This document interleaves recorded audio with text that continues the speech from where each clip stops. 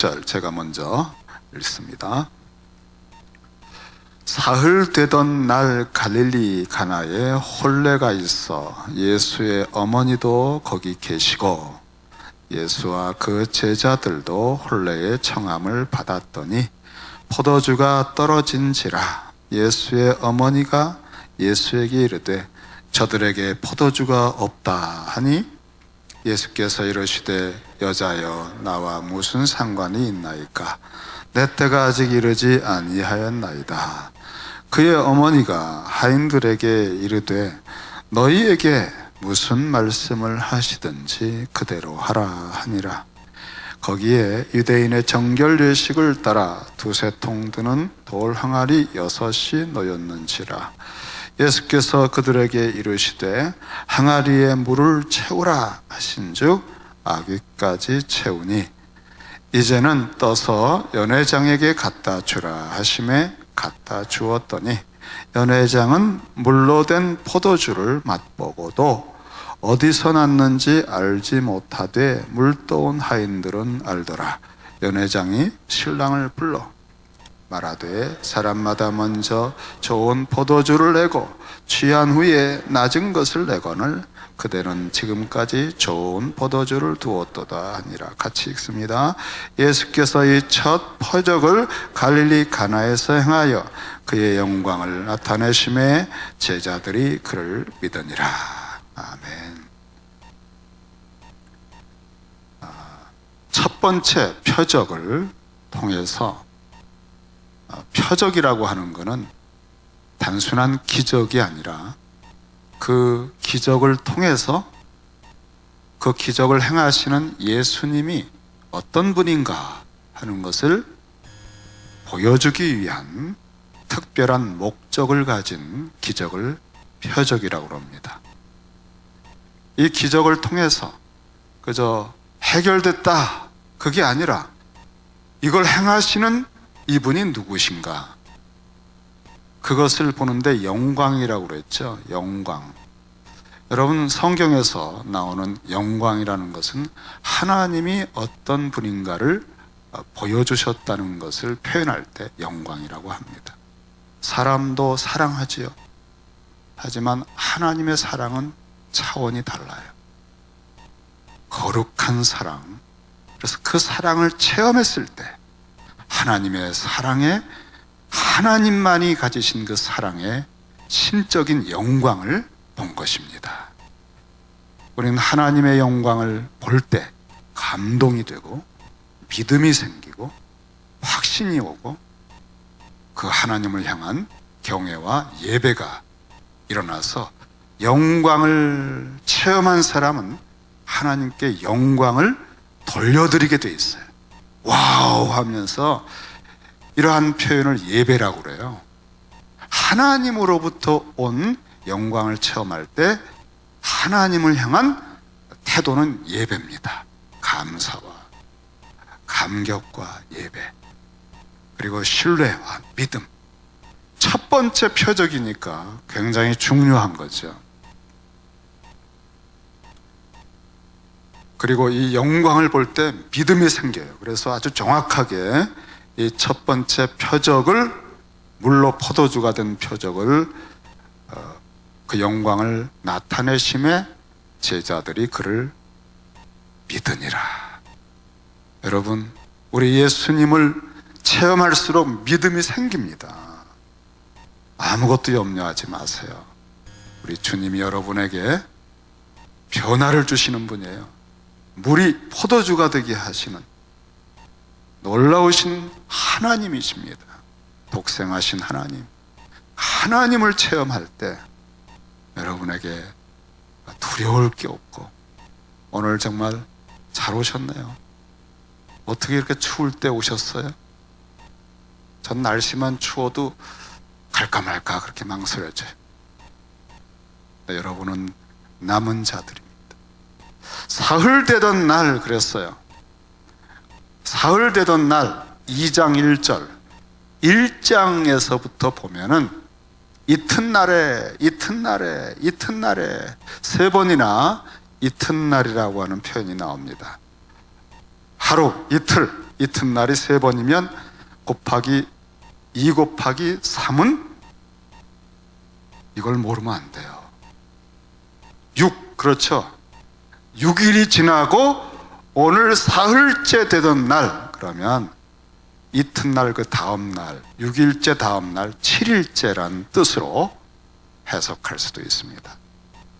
창세기에 보면 7일째 에덴 동산에서는 안식과 남녀가 결혼을 한 아주 아름다운 축제가 있었습니다.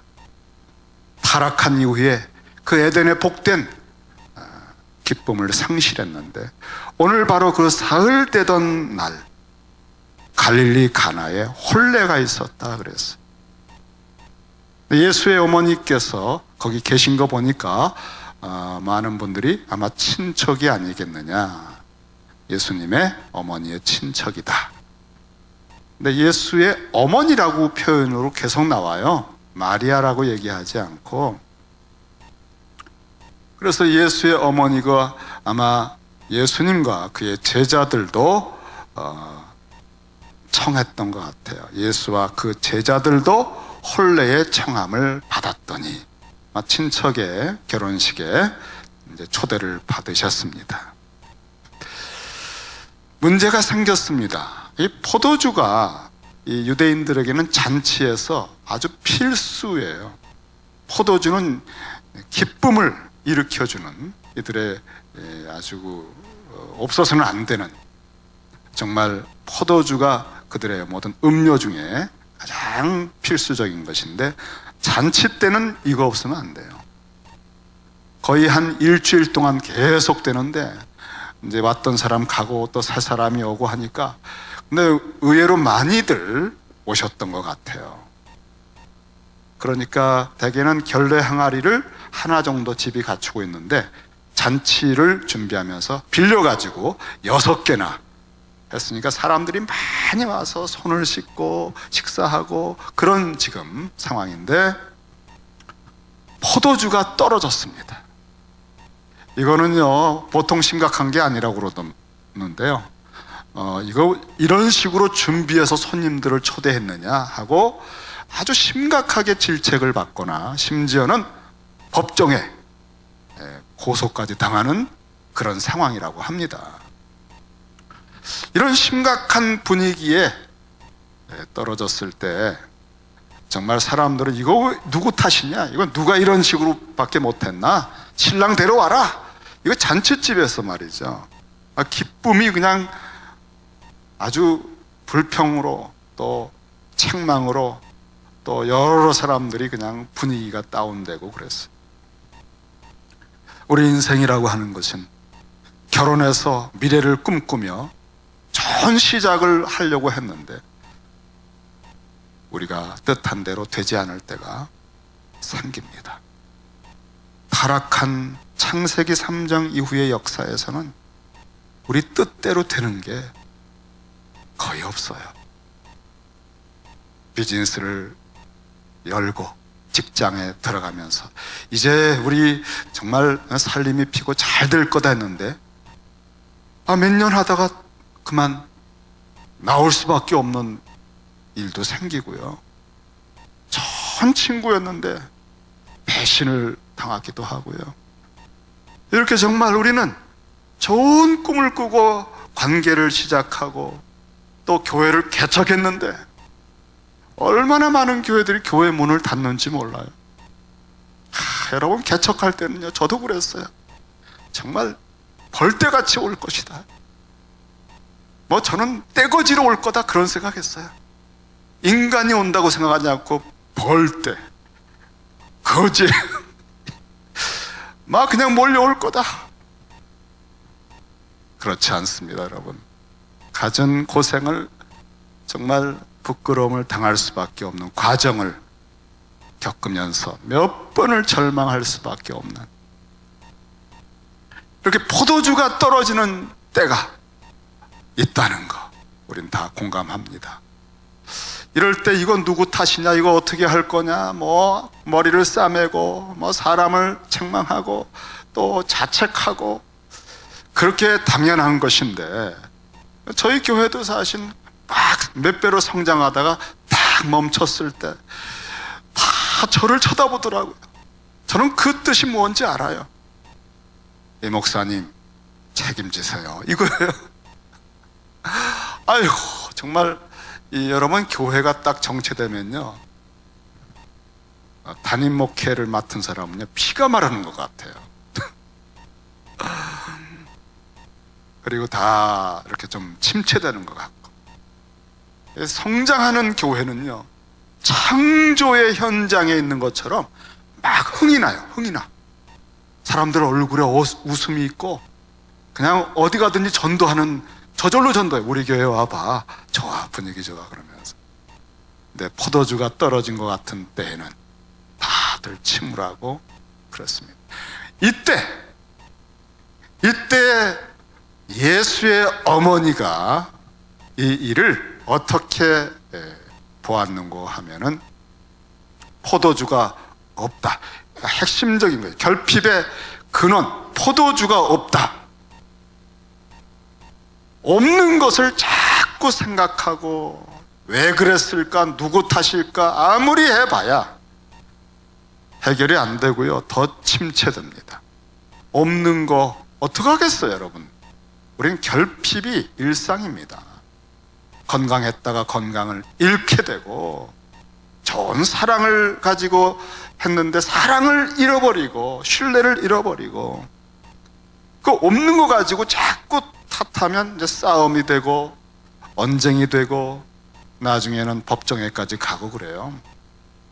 근데 예수의 어머니는 전혀 다른 관점으로, 전혀 다른 태도를 가지고 이 문제를 접했습니다. 자, 여러분, 이게 성경에 기록되어 있습니다.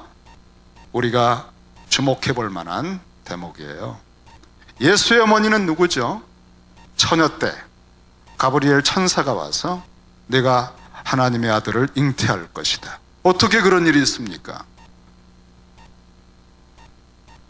성령이 내게 임하면 그렇게 된다. 대저 하나님의 말씀은 능치 못함이 없다. 너 엘리사벳 아주머니 본래 아기 못 낳는다고 그랬지? 6개월이나 돼서 잉태한 지. 여기서 믿음이 생겨서 말씀대로 내게 이루어지다 했는데 진짜 예수님을 잉태하고 낳았어요. 정말 하나님은 천지를 말씀으로 창조했다는 걸 몸으로 체험했던 여성입니다. 그리고 예수님과 30년 동안 예수님을 모시고 살았어요. 주님이 내 곁에 계시다, 주님이 우리와 함께 계시다, 그 아기 때부터 임마누엘이라고 하는 그 주님의 이름의 뜻을 30년 동안 경험을 했습니다. 예수님이 안 계시면 죽는 것 같은 그런 의식구조 같은 여성이에요. 그래서 무슨 일이 생겨도, 아무리 급하고 두렵고 어려운 일이 생겨도 그 일 자체보다 언제나 먼저 떠오르는 게 주님이 계신데 이겁니다, 여러분. 여러분, 이게 돼야 돼요. 주님이 계시면 되는 거거든요. 파도가 치고 광풍이 불고 우리 죽게 되었다, 그것만 바라보니까 두려워지는 거죠. 주님이 배 안에 계시잖아요.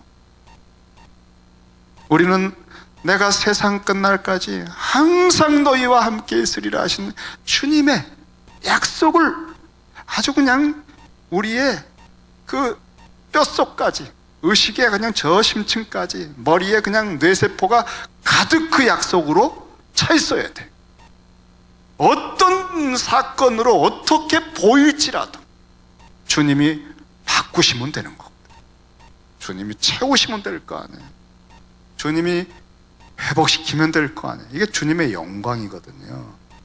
우리는 주님의 영광을 볼 수 있는 기회들이 천지에 널려 있는데 그 영광을 볼 수 있는 기회로 가지 않고 언제나 없는 거, 죽은 거, 깨진 거, 이런 것만 보고 상한 마음으로 낙심하고 원망하고 절망하고 우울증 걸리고 법정 다툼하고. 예수의 어머니, 마리아라고 하지 않고 예수의 어머니, 30년 동안 예수님을 잉태하고 낳는 체험, 예수님과 함께 있었던 여성이 이 위기에 다른 사람 다 어떻게 하든 간에 딱 여기 예수가 계신데, 여러분 두세 사람이 주의 이름으로 모인 이곳에 주님 계신 거 믿으십니까? 여기 주님 계신 거 우리만 있는 거 아닌 거 아시죠? 이 집회가 여러분 우리만 모여서 옹기종기 뭐 하는 거 아닌 거라고 하는 걸 믿으시면 오늘 집회는 기도할 때 그 주님을 만나게 될 겁니다. 믿음대로예요. 포도주가 떨어졌습니까? 오늘 말씀을 같이 듣고 기도하십시다. 예수의 어머니가 예수에게 이르되, 우리는 우리가 가진 어떤 문제이든지 간에 그 문제를 예수께 가져오면 새로운 일이 벌어지는 거예요. 이게 기도입니다, 여러분. 다른 사람의 문제라고 할지라도 그걸 예수께 가져올 때 이게 중보기도고, 내 문제를 가져오면 나의 간구이고, 예수께 이르되 저들에게 포도주가 없다고 하는데, 우리가 안타깝게 여기는 아무개 집사님 그 아들 그 비즈니스 사정들, 우리가 안타까울 때 이것을 예수께 가져오, 내 문제를 예수께 아뢰고 너의 짐을 여호와께 맡겨버려라, 너를 붙드시고 믿는 백성 의인을 요동치 않게 한다고 시편 55편 22절에 기록되어 있어요. 그거 제가 안 잊어버려요. 왜냐하면 5522 외우기도 쉬워요. 너의 짐을 여호와께 던져버려라, 그렇게 표현되어 있어요. 예수님께 말씀드리면 이제 이 상황은 새로운 일이 벌어집니다. 예수님이 반응을 할 거 아니에요. 여러분 기도하면 주님이 들으시는 줄로 믿으세요. 자, 예수님이 대답을 하셨어요. 예수께서 이르시되 여자여 나와 무슨 상관이 있나이까? 내 때가 아직 이르지 아니하였나이다. 이거 예수님께 말씀드렸는데요, 예수님이 조금 냉정하게 좀 거절하는 듯한 표현을 하셨네요. 어머니에게 여자여 그랬으니, 그리고는 나하고 무슨 상관이 있나, 이거 아직 내 때가 이르지 않았다. 이거 확실하게 딱 노한 거라고 들려집니다. 그런데 십자가에서도 요한에게 어머니를 부탁하며 여자여 그래요. 다시 말하면 이것은 사적으로 이 문제를 생각하시는 게 아니라 공적으로 메시아로서 이 문제를 지금 들으신 거예요. 내 때, 요한복음에서는 언제나 전문 용어입니다. 예수님이 십자가에서 죽으시고 부활하시고 승천하시는 때, 그래서 주님의 영광을, 구원자의 영광을 온전히 드러내는 때를 딱 바라보시며 가셔요. 그 때를 향하여. 아직 그 때가 아닙니다. 그러니까 주님은 지금 계속 메시아로서의 그 사역을 생각하고 계신데, 이 어머니가 아이고 이거 어떡하나, 포도주가 없는데, 이 포도주가 없다고 그러네, 이 말이 뭐죠? 좀 기적적으로 능력을 좀 나타내서 포도주 좀 채워주면 안 되겠나, 그런 뜻이거든요. 주님이 노하셨습니다. 마리아는 예수님의 능력을 알고 있어요. 그런데 메시아로서의 그분의 사역보다는 지금 다급한 문제를 해결하기 위해서 예수님의 기적적인 능력을 좀 이용해 보려고 하는 그런 정도의 간구를 한 것입니다. 주님은 그런 기적 정도 일으키는 것으로 이 땅에서 하지 않으십니다. 주님은 기적을 일으키실 때는 의미를 담아서 표적으로 하셔요. 이런 걸 때가 됐을 때 일으켜 주시는, 그래야 하나님의 영광이 나타나거든요. 근데 지금 어머니가 사적으로 우리 예수님의 능력을 좀 덧입으려고 했던 거예요. 덕을 보려고. 주님은 일단은 사적인 요구는 거절하셨습니다. 그리고 그래서 여자여라고 말한 것이, 이게 무슨 상관입니까? 내 때가 아직 아닙니다. 주님은 그 때를 향하여 하나님의 영광을 드러내는 표적으로서의 일들을 행하시는 분인데, 딱 사적으로 이용당하는 것은 거절하시는데 마리아가 눈치를 챈 것 같아요. 그래서 거절을 받았지만 포기하지 않고 이제 5절에 보니까 그의 어머니가 하인들에게 이르되 너희에게 무슨 말씀을 하시든지 그대로 하라 라고 지시를 해놨습니다. 자, 우리 주님이 거절을 하셨는데 마리아 편에서 아마 속으로 그랬어요. 아차, 내가 이거는 좀 아니었구나. 그래서 이제는 내 아들이 아니라 하나님의 아들이신데 내가 이렇게 사사롭게 그 능력을 덕입으려고 했구나 하고 태도를 바꾼 겁니다. 어떻게? 주님을 주님으로, 온전하게 주권을 가지신 분으로 주님이 당신이 원하시면 하고, 당신이 원하시는 방법대로 하고, 당신이 원치 않으시면 안 하셔도 되고 하는 것으로, 그런데 혹시나 주님께서 무언가를 행하실 수도 있다면 일단 우리는 준비는 해놓아야 되겠다 하고 하인들에게 무슨 말씀을 하실진 모른다. 이제 나도 그 영역에 대해서 요구할 수 있는 그런 것은 내려놨다.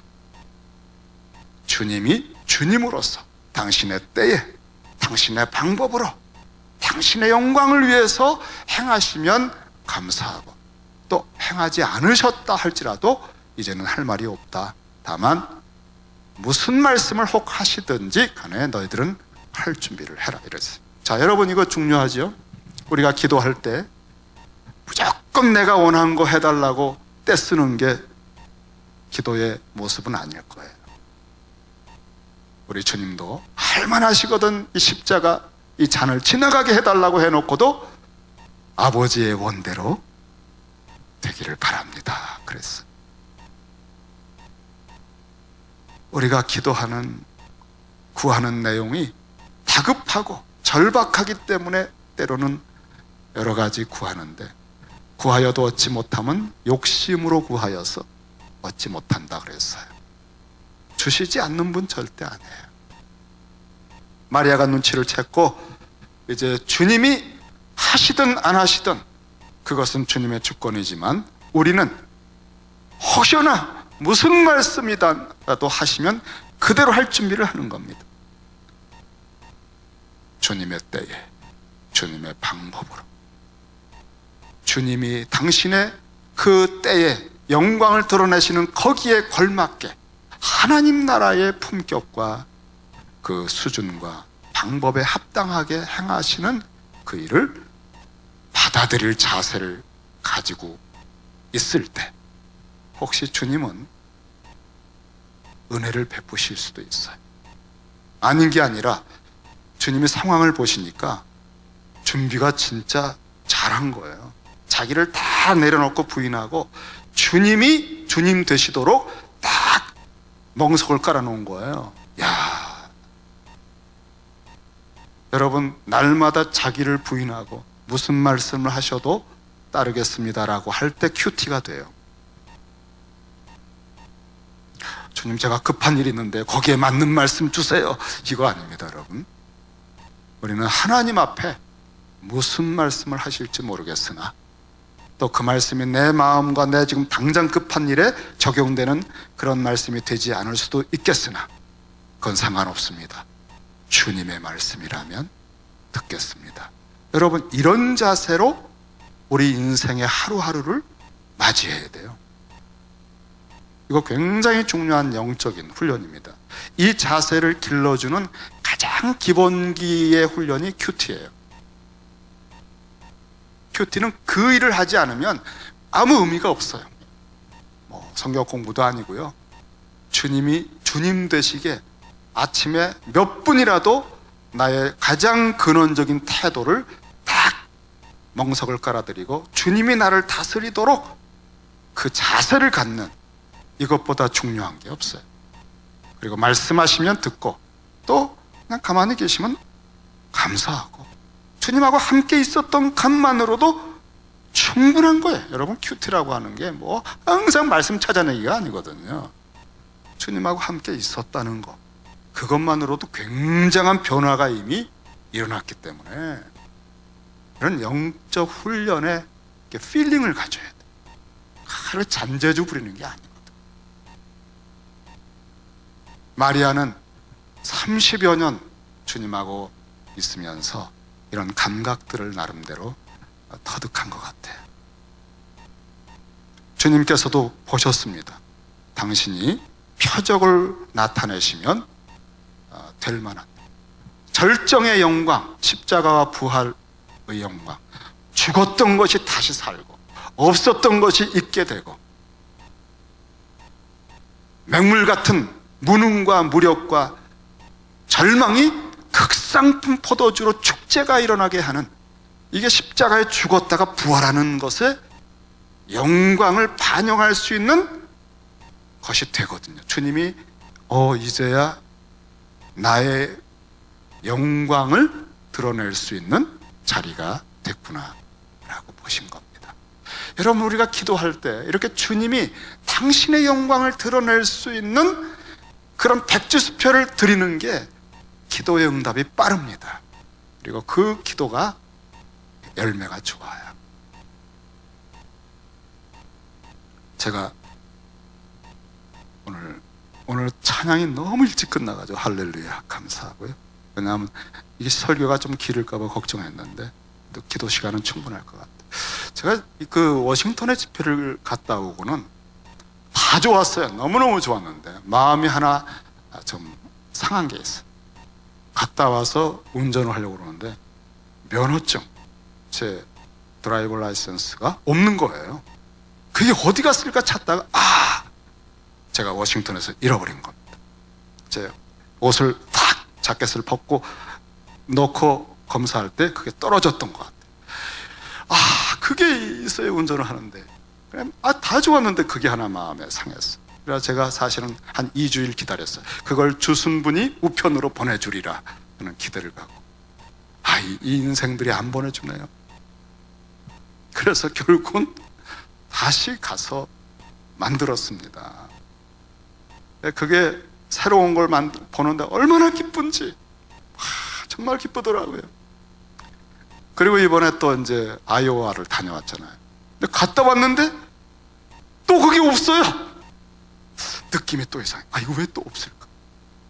그래서 한참을 찾다가 막 그냥 이거 새로 만든 게 또 없으면 어떡해요. 그러니까 막 짜증이 나려고 하고 제가 막 이러고 있는 거예요. 주님, 이러시면 안 되죠. 이렇게까지 하실 건 뭐 있어요? 이거 어디 있는지 빨리 찾게 해주세요. 가만히 보니까 제가 주님을 막 야단을 치고 있는 거예요. 주님이 이러시면 안 되지 않습니까? 그래서 주여, 막 주님을 막 책망을 하듯이. 그래서 제가 아이고야, 내가 지금 뭐 하고 있나 회개하고, 주님 없으면 또 만들죠 뭐. 그러나 속으로는 마음이 상했죠. 그리고 이제 마지막으로 차 안에 어디 있을 거야. 그리고 이제 마음을 가서 다 뒤졌어요. 사실 두 번을 뒤져봐도 못 찾았어요. 이거 없으면 어떡하나. 또 찾았는데 그래도 기도하는 마음으로 마음을 고쳐먹었거든요. 주님에 대해서 이제 겸손하게 주님을 주님으로 여기면서 그래도 기도하면서 하는데 그 얇은 그게 말이죠. 그 차에 이렇게 팔 받치는 데 있잖아요. 그 뚜껑 열면 거기 여러 가지 넣잖아요. 거기에 벽에 딱 붙은 거예요.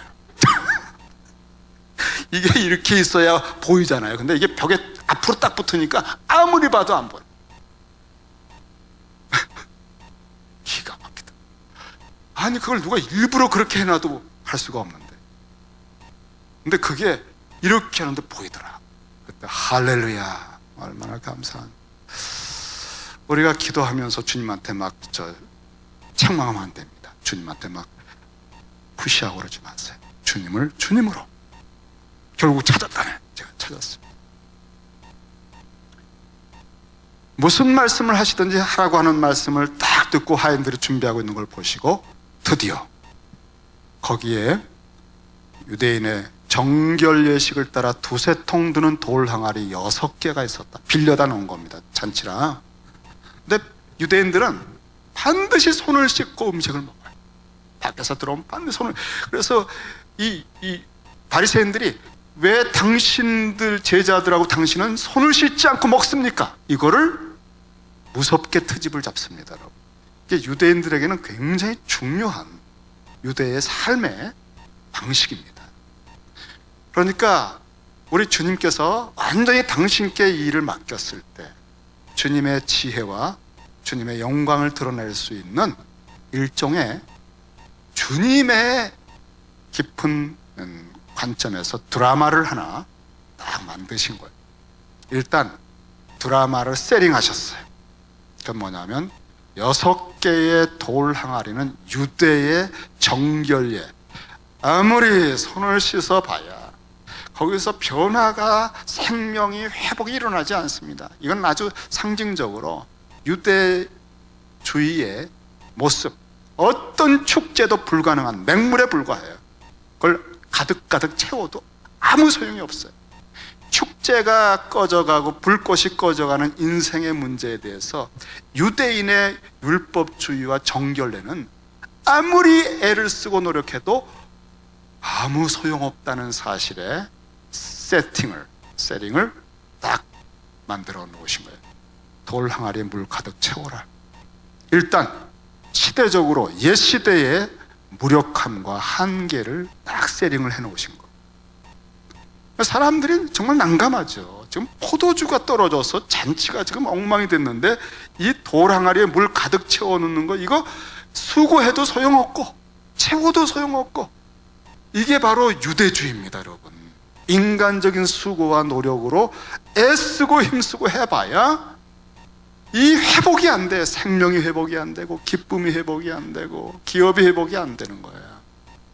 그러니까 여러분, 내가 원하는 대로 기적을 싹 베풀어서 포도주 딸랑 채워봐야 그거 의미가 없습니다. 주님이 만들어주시는 영광을 봐야 근원적인 변화가 일어나는, 감격이 일어나는, 하나님의 되심에 대한 경외감이 솟는 거예요.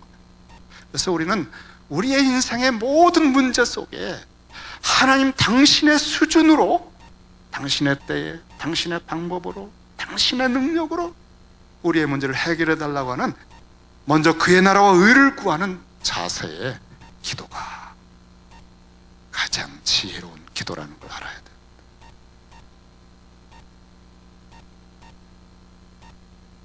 일단 항아리에 물을 채워라.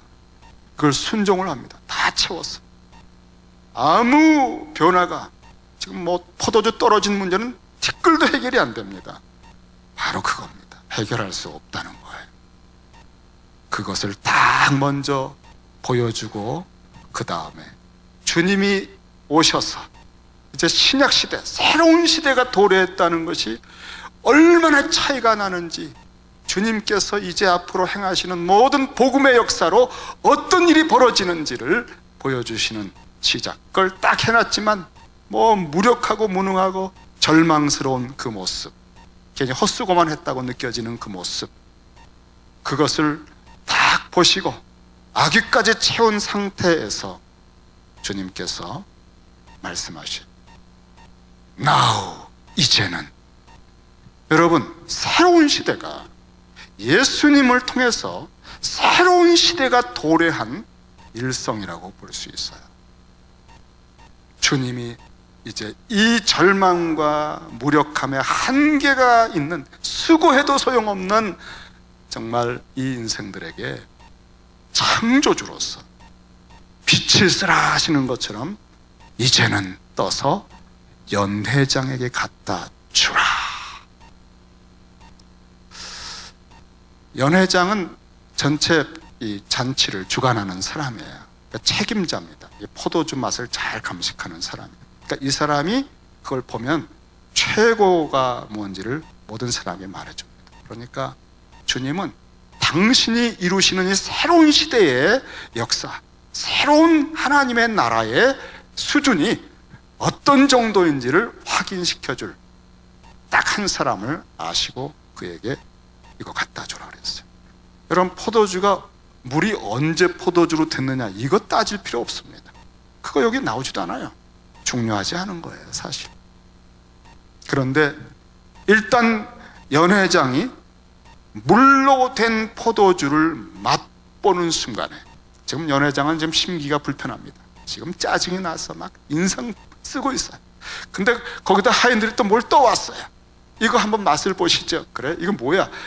그러고서는 맛을 딱 봤는데, 맛을 보는 순간에 얼굴이요 확 핍니다.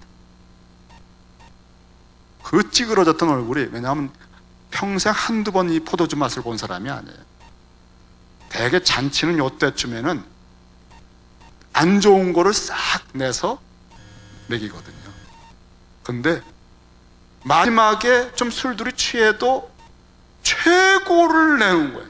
야, 이 신랑은 다르구나. 이 집은 뭐야? 여기서 충격적인. 그래서 연회장이 이걸 맛보고 너무너무나 감동을 받습니다. 신랑을 불러가지고 칭찬을 하는 거예요. 그때부터 잔치가 다시 이 연회장이 말했을 거예요. 여러분, 정말 여러분 오늘 잔치 잘 오셨습니다. 이 집안은 정말 축복을 받아야 됩니다. 이 포도주는 제가 맛본 중에서 이제까지 평생 처음 이런 거 봐. 이런 좋은 포도주 맛봅니다. 자, 여러분, 다시 잔치가 막 다시 일어났어요. 목사님, 그 성경에 어디 있어요? 없어요. 그런 얘기 없어요. 그러나 성경은요, 묵상으로 읽는 거죠. 제가 거짓말한 거 아닌 거 아시죠, 여러분? 잔치가 다시 흥이 일어났습니다. 그런데 연회장은 이 맛을 보고 어디서 났는지 몰랐어요. 그런데 물떠온 하인들은 알더라. 우리는 주님이 이 세상을 지금도, 하나님도 일반 은총으로 해와 비를 주시고 모든 정권을 세워서 지나치게 악한 것들을 절제하고 우리 마음속에 기본적인 양심들을 줘서 법적인 것에 대한 두려움을 가지고 폴리스가 보이면 다 주춤하게 만들었어. 그래서 그나마 질서가 돌아가는 겁니다. 국가 권세자들에게도 권세를 주신 분은 하나님이라고 했잖아요. 우리는 이러한 하나님의 선하신 은혜의 혜택을 받으면서도 이게 어디로부터 왔는지를 몰라요. 이게 하나님 아버지의 선하심인 줄은 몰라. 그리고 교회도요, 제가 여러분 이번에 임직식을 해봤지만 임직식을 통해서 오신 분들이, 밖에 손님들이 야, 이 교회 좋다, 이 교회 나도 오고 싶다 막 그랬다는데, 그러니까 이 잔치가 좋았던 거죠. 근데 이 잔치가 좋고 다음에 예식이 잘 좋았다고들 평가를 많이 하시더라고요. 근데 이게 어떻게 이렇게 듣는지를 다 모르셔요, 손님들은. 그냥 손님들은 좋은 것만, 야, 좋다, 분위기, 이것만 아는 거예요, 연회장처럼. 그런데 물떠온 하인들은 알아요. 자, 이거 할 때 그냥 준비하느냐고, 다음에 누가 이거 분담하시오, 다음에 셀이 저기 다과는 이렇게 준비하고, 다음에 무슨 도시락을 어떤 거 반찬 뭐, 이걸 생각하고 고민하고 그거를 준비했던 분들은 이게 어떻게 됐는지를 알아요.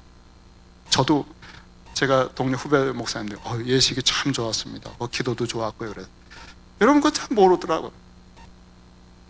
어떻게 했는지 아세요, 여러분? 저는 예식서를 카피를 해가지고 깨알같이 다시 써서 기도를 다 카피해서 거기에 문장 하나하나, 그 막가는 멘트까지 다 썼어요.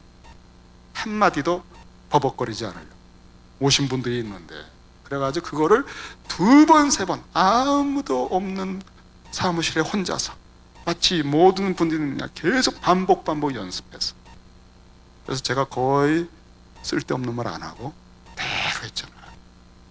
이건 물도온 하인들만 아는 거예요. 그러나 여러분, 물 떠온다고 합니까? 연회장이 포도주 맛보고 포도주만 알지, 물이 유대주의의 그 절망과 한계와 수고의 헛됨이 그리스도가 말씀하셔서 복음을 통해 창조주의 영광으로 변해서 되어졌다는 이 깊은 의미를 아는 것은 제자들입니다. 제자들이 이 영광을 보고 예수를 믿었다고 그랬거든요. 그러니까 이런 예식 한 번, 임직식 한 번을 수고하고 체험한 그 체험도 귀하지만, 또 거기에 결과로서 오신 분들이 좋았다고 하는 그것도 귀하지만, 우리는 모든 사역을 할 때마다 우리가 했던 사역 이상으로 우리가 준비한 건 그냥 아무것도, 그냥 늘 모든 분들이 하는 저건데 분위기가 이상하게 좋은 거, 이게 포도주가 된 거예요.